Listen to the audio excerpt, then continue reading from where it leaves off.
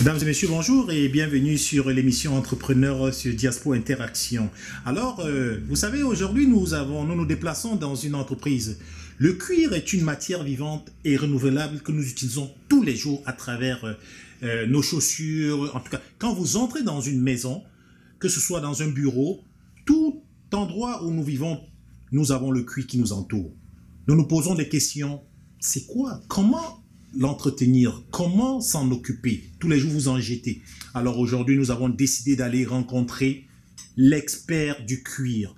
Nous avons décidé d'aller rencontrer le docteur du cuir. On a décidé d'aller rencontrer un homme dynamique, motivé, visionnaire et un homme déterminé.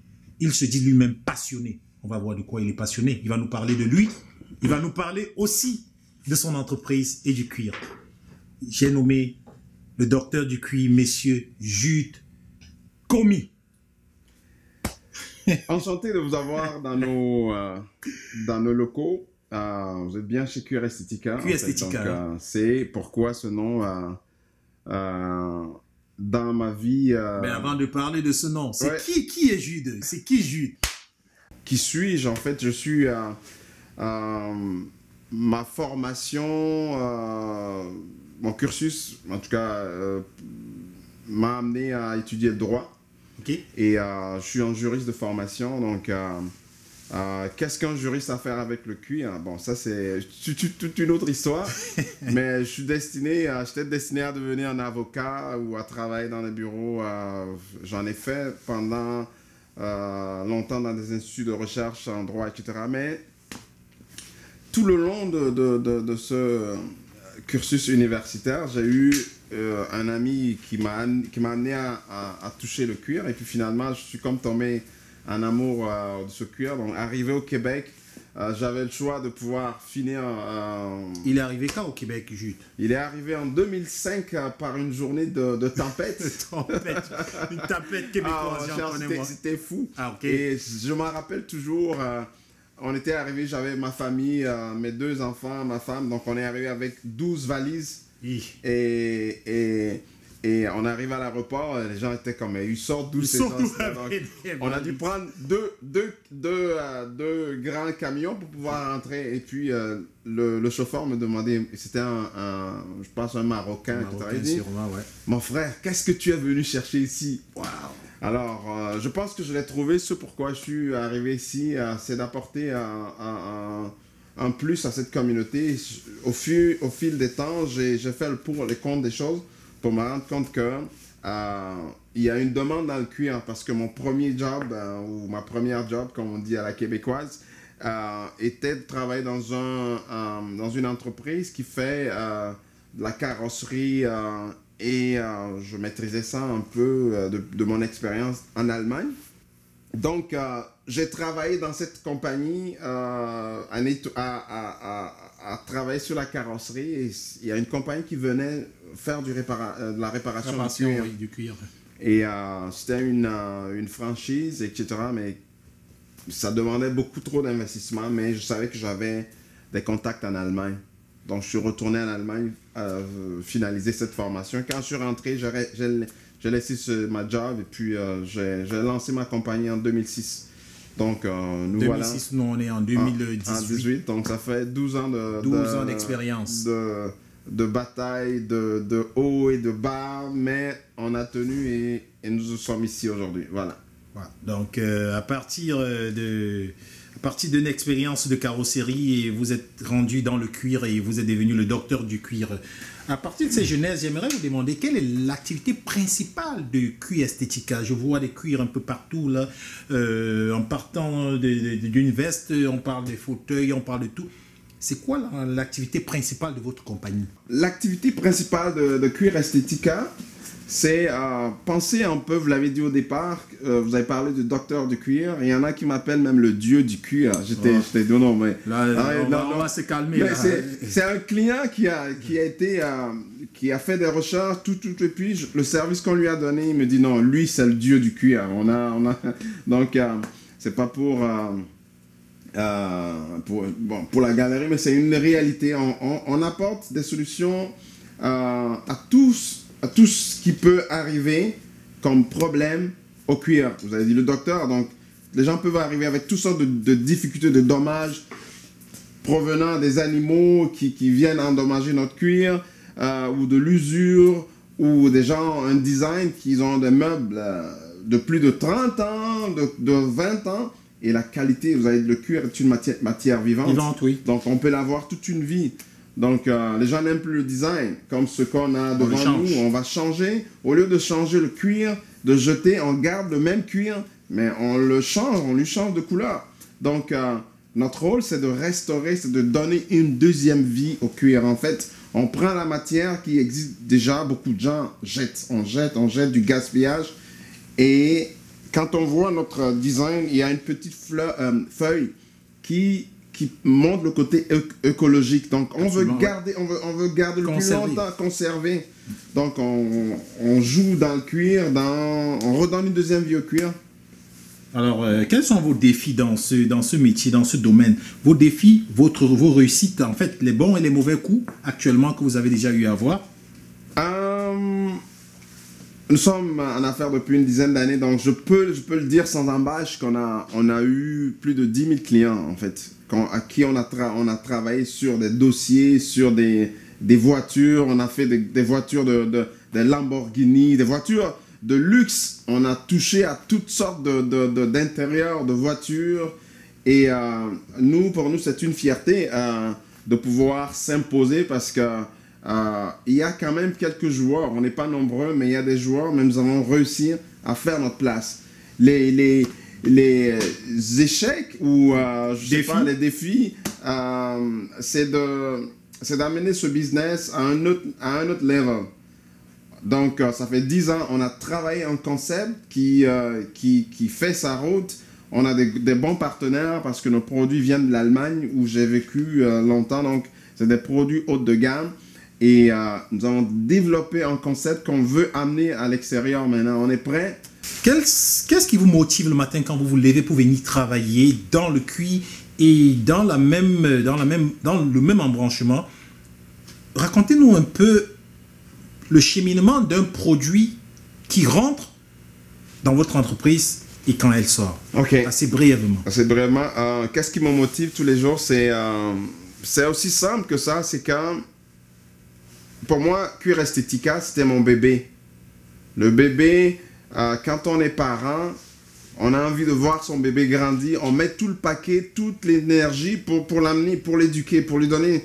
Et moi, je compte pas les jours, je ne compte pas les heures. Quand je me lève, c'est pas comme le lundi, quand je me lève, j'ai de la difficulté à aller au travail. C'est comme, waouh, je m'en vais m'occuper de mon bébé. Donc, la motivation, c'est que j'ai mis quelque chose au monde, je le vois grandir. Et ça me fait tout mon plaisir, ça fait tout mon bonheur. Donc, je ne vois pas me lever le matin, venir au travail comme quelque chose. Je suis chez moi, je suis dans mon monde.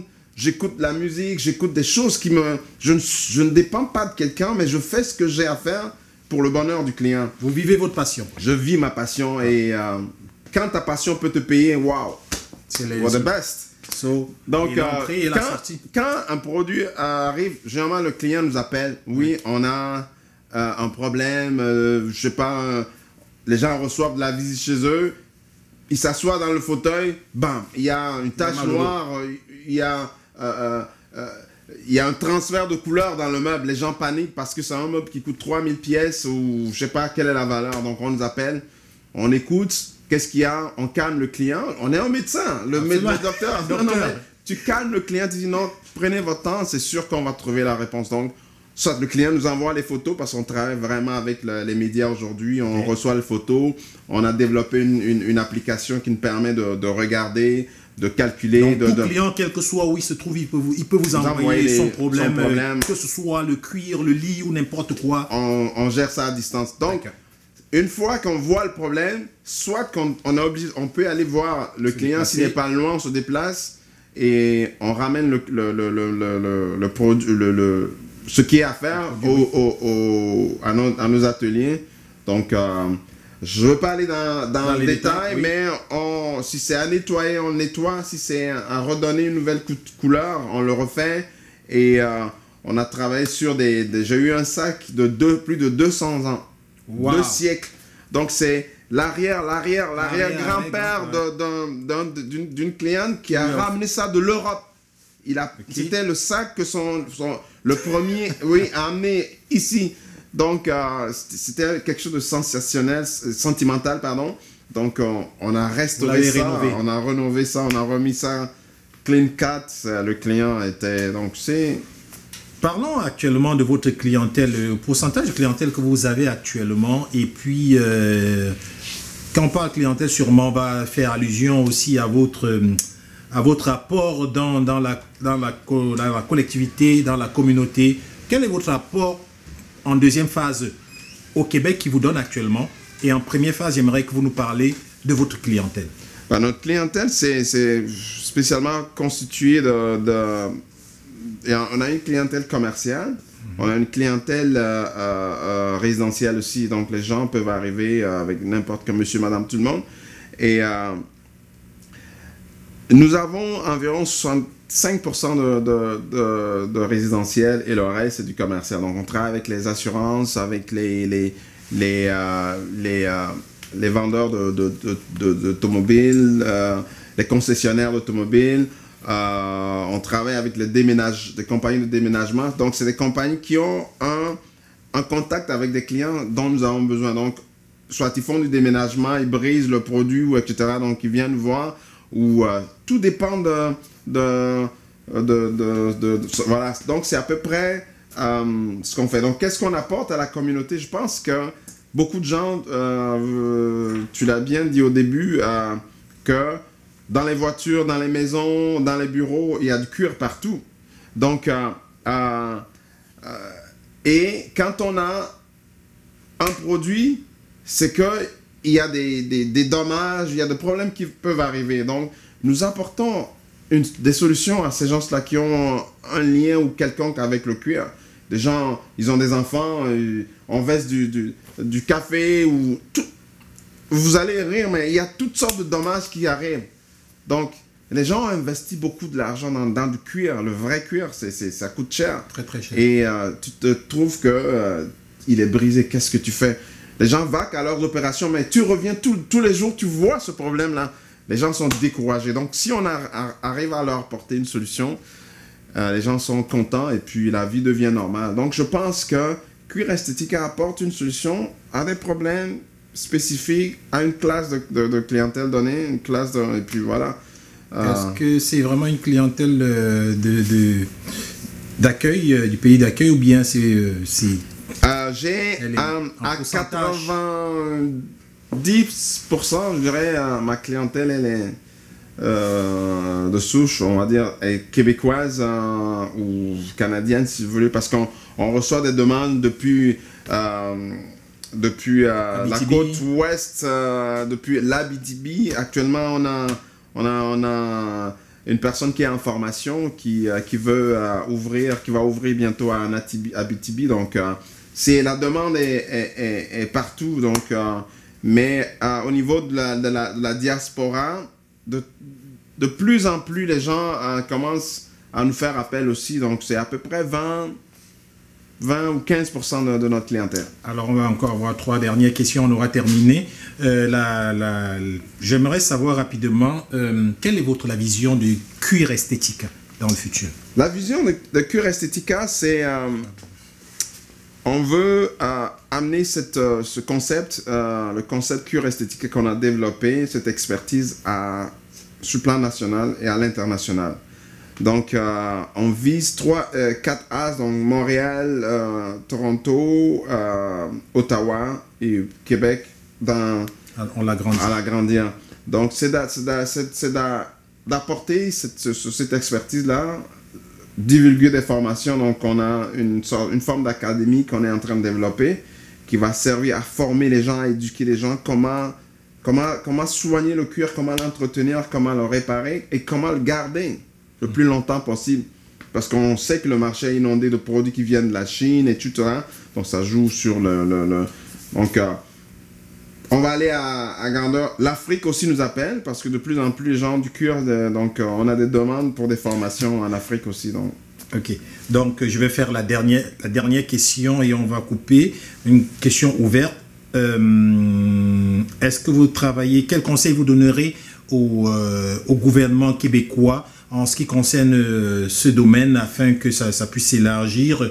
Et à travers la réponse, j'aimerais que vous nous disiez aussi quel est le conseil que vous donnez à tout jeune qui aimerait comme ça se lancer en entrepreneuriat, éventuellement dans le domaine du cuir. Et vous terminerez en nous disant, est-ce que vous accepteriez d'être un mentor pour un de nos web spectateurs qui nous regarde aujourd'hui, parce que c'est une habitude pour nous d'offrir aux web spectateurs de demander à être coaché. All right. Pas de problème. Vous savez, Québec, la ville de Québec, c'était une ville de cuir. Avant, il y avait des tanneries partout dans cette ville-là. Mais qu'est-ce qui s'est passé, c'est qu'à un moment donné, le développement, avant, il y avait beaucoup de produits chimiques qui sont utilisés, puis ça, on le versait directement dans les rivières de la ville. Donc, il y a des questions écologiques qui sont touchées à ça. Et il y a eu un développement de temps où on est tombé dans le chrome. On utilise les chromes pour faire la teinture du cuir. Donc, ça a joué. Les fabricants de Québec n'ont pas vite suivi le mouvement. Donc, un par un, ils sont tombés, ils sont morts. Québec a une histoire de cuir. Je pense que le message serait que si dans le passé on avait cette capacité, ce serait bien de relancer. Et je donnais des cours. Je reçois il y a des collèges professionnels qui nous envoient des étudiants pour faire des stages, etc. Mais on est en train de fermer ces types de formations parce que je sais pas pourquoi. Donc vous êtes ouvert à donner. Donc on est ouvert, il faudra pas laisser tomber ça parce que c'est une expertise que le Québec a. Okay. Il faut pas le faire mourir. Okay. Pour un jeune entrepreneur qui veut partir en entreprise, ce que je dirais, surtout pour nos jeunes de la diaspora, de la communauté, c'est il faut travailler fort, dur et fort. Et quand je dis travailler dur et fort, ce n'est pas juste avec la force, c'est de travailler vraiment dans la tête fort parce que les gens vont vouloir partir en affaires, ils voient trop de problèmes. Oui, il y a de problèmes dans ci et dans ça, mais il faut être mentalement fort, préparé pour pouvoir tenir parce que c'est un business, ce n'est pas une histoire de one shot, tu deviens riche ou etc. C'est un processus. Ça demande beaucoup de travail, beaucoup d'endurance, de ténacité et de constance. Wow. Et donc, c'est quelque chose que je dirais, quelqu'un qui veut partir en affaires, il faut que... C'est déjà bon de dire, je veux être mon propre boss, d'apporter des solutions.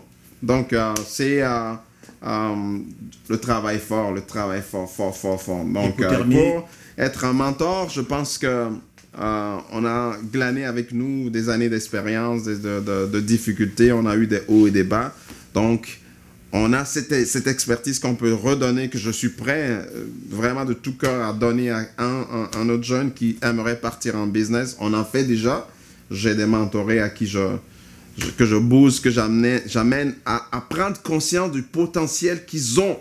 C'est d'ailleurs pourquoi je n'aime pas le concept d'employé. Je n'ai pas d'employé.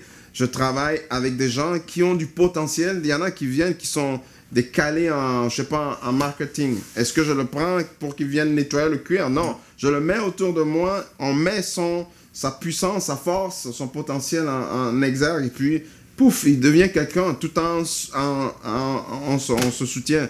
Donc, je pense que le monde a été changé par les entrepreneurs. On le voit. Donc, si vous êtes jeune et que vous me regardez, n'hésitez pas, on est là, on pourra vous aider, on pourra vous coacher. Pas nécessairement dans le cuir, il y a d'autres choses. On a d'autres choses qu'on fait dans la vie qu'on peut vous donner. Donc, je suis très content de vous avoir reçu. Que pensez-vous de Diaspo Interaction? Diaspo, c'est ça, c'est une plateforme qui nous donne beaucoup d'exposure. Ça nous permet d'être connecté avec du monde qu'on n'a pas nécessairement quand on est dans notre monde. Donc, vraiment, chapeau à Diaspo. On vous souhaite beaucoup de succès et merci de nous avoir reçus. Et voilà. Donc, à tous ceux qui nous écoutent, merci d'écouter cette émission. Merci d'avoir pris le temps de découvrir Cuir Estetica. Dorénavant, votre cuir, quelle que soit la matière, vous ne le jetez plus jamais. Vous contactez Cuir Estetica, situé au 11 rue Langevin, c'est à Beauport. Et vous l'appelez, si vous n'avez pas le temps d'y venir, appelez, envoyez, il va s'en occuper, chaussures, n'importe quoi, tout ce qui touche du cuir, à partir d'aujourd'hui, vous jetez plus, vous l'appelez, il s'en occupe. Merci et à prochainement avec le prochain entrepreneur.